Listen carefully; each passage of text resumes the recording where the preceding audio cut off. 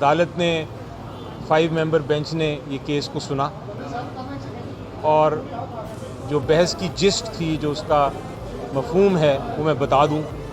हमारा कहना ये था कि आइन के तहत अगर तो गवर्नर डिज़ोल्व करते हैं असेंबली को एडवाइस ऑफ चीफ मिनिस्टर के बेसिस पे, तो फिर गवर्नर को ही डेट अनाउंस करनी है।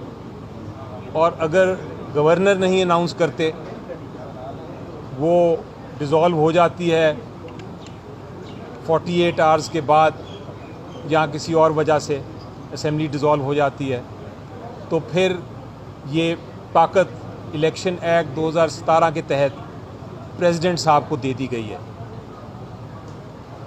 और इलेक्शन कमीशन ऑफ पाकिस्तान का रोल इसमें ये है कि वो या गवर्नर या प्रेसिडेंट की मदद करें कि वो जो डेट मुकर्रर करनी है उसमें वो कंसल्टेशन का प्रोसेस उनके साथ करें, उनको इन्फॉर्मेशन जो चाहिए है दें ताकि वो डेट अनाउंस कर सकें। ये था हमारा जिस्ट। जहाँ तक पंजाब के गवर्नर का ताल्लुक़ है, उन्होंने चूँकि असेंबली नहीं इसमें डिज़ोल्व की थी और 48 आवर्स के बाद वो खुद डिज़ोल्व हो गई थी, इसलिए पंजाब असेंबली की डेट अनाउंस करना वो प्रेसिडेंट साहब का इख्तियार था, उन्होंने वो कर दिया है। वो उनका जो ऑर्डर है वो हमने अदालत में भी पेश किया। और जहाँ तक केपी के जो उनके गवर्नर का ताल्लुक़ है, उन्होंने अपना खुद ही डिज़ोल्व की थी। अदालत अब सिर्फ ये तलाश कर रही है कि ये 90 दिन की अनाउंसमेंट किसने करनी है। उसमें 3 ही इंस्टीट्यूशंस हैं जो ये कर सकती हैं, या प्रेसिडेंट या गवर्नर या इलेक्शन कमीशन ऑफ पाकिस्तान।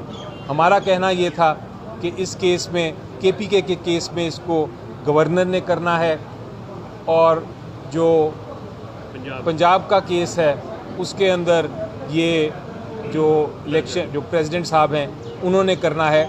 और अगर इलेक्शन कमीशन ऑफ पाकिस्तान को भी ये डायरेक्शन दिया जा सकता है, अगर अदालत समझे कि इलेक्शन कमीशन ऑफ पाकिस्तान ने अनाउंस करना है, तो अदालत इलेक्शन कमीशन ऑफ पाकिस्तान को भी डायरेक्शंस दे सकती है, लेकिन किसी ना किसी को डायरेक्शंस ज़रूर देने हैं।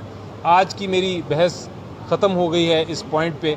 अब कल 9:30 बजे समाअत है, जबकि बाकी जो दीगर वकला हैं उनको सुना जाएगा। अच्छा अली ज़फ़र साहब, अच्छा इसमें सिर्फ 2 पॉइंट मैं ऐड कर दूं।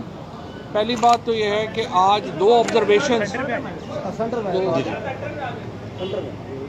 ऑब्जर्वेशंस जो हैं वो बड़ी इम्पॉर्टेंट है।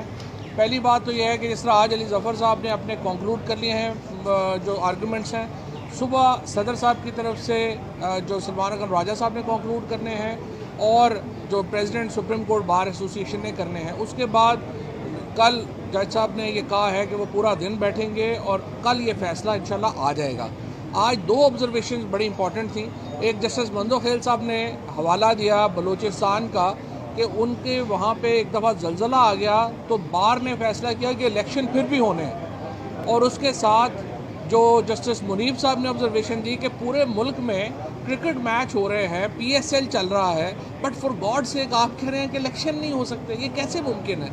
इलेक्शन के ऊपर इलेक्शन 90 दिन के अंदर होने हैं, इसके ऊपर कंसेंसस है। और अभी तक अली ज़फ़र साहब साथ खड़े हैं मेरा नहीं ख्याल कि किसी अपोजिट साइड ने भी इसको चैलेंज किया।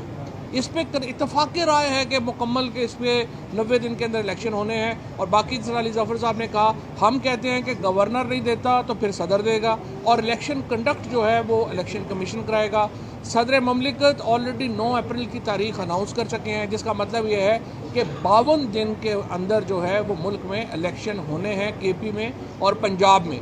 मैं फिर ये हुकूमत को कहूँगा, आप इससे आइन के साथ खिलवाड़ ना करें। आप नेशनल इलेक्शन पे हमसे बात करना चाहते हैं, बैठे हमारे साथ नेशनल इलेक्शन पे बात करें, और हम पाकिस्तान के आइन को इसमें मज़ीद जो है वो एक ऐसे मरहले में ना ले जाएं मुल्क को कि जहाँ पे पाकिस्तान का आइन ही जो है वो हमारे हाथ से निकल जाए। एक ही मुत्तफ़िका पाकिस्तान में दस्तावेज़ है जो पाकिस्तान का आइन है। तमाम पार्टीज़ को, तमाम लोगों को इसके ऊपर कंसेंसस करना चाहिए। और आज मैं हैरान हूँ कि जिस तरीके से इन्होंने जजेस को निशाना बनाया और जजेस ने बड़ा अक्लमंदाना फ़ैसला किया, लेकिन आज जो बिलावल भुट्टो साहब को मैं बताना चाहता हूँ कि लड़काना उस वक्त भी याद रखा करें जब पैसे दुबई भिजवा रहे होते हैं। ये सिर्फ इस्लामाबाद और लड़काना की लड़ाइयाँ ना डालें। पीपल्स पार्टी एक वफाकी जमात थी और जरदारी साहिबान ने पीपल्स पार्टी को बेड़ा गर्क करके एक सूबे की, और अब सिर्फ लड़काना डिवीजन में पार्टी है, वहाँ पे भी नहीं रही, लड़काना में भी इनको शिकस्त होनी है। ये बातें ना किया करें।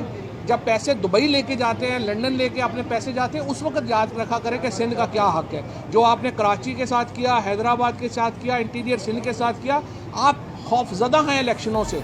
ये जो सियासी जमातें हैं इनके थर थर कांप रही हैं अवाम के सामने जाने से, और इंशाअल्लाह ताला इलेक्शन होंगे। और कल जामपुर में आपने देख लिया, जहाँ जहाँ इलेक्शन हुआ है अवाम ने अपना फ़ैसला दिया है। बार्स के इस इलेक्शन में वकला ने अपना फ़ैसला दिया है, और इंशाअल्लाह अब जनरल इलेक्शन होगा तो इनको लग पता जाएगा। Thank you.